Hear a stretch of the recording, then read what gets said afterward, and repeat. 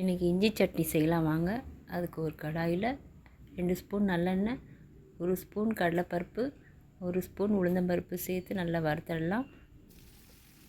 2 inch இஞ்சியை பொடியாக cut பண்ணி சேர்த்துக்கலாம். 2 வெள்ளைப்பூண்டு, 4 வரமிளகா, கொஞ்சமாக புளி சேர்த்து நல்லா வறுத்தடலாம்.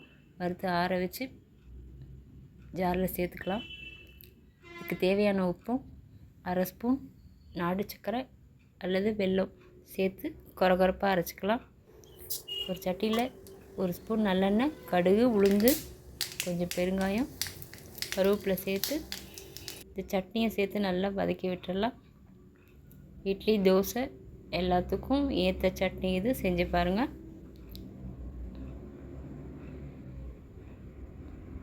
லேசாக வதக்கி விட்டு இறக்கிடலாம். ரொம்ப நல்லாயிருக்கும். இந்த வீடியோ பிடிச்சா லைக் பண்ணுங்கள், ஷேர் பண்ணுங்கள், மறக்காமல் சப்ஸ்கிரைப் பண்ணுங்கள். தேங்க்யூ.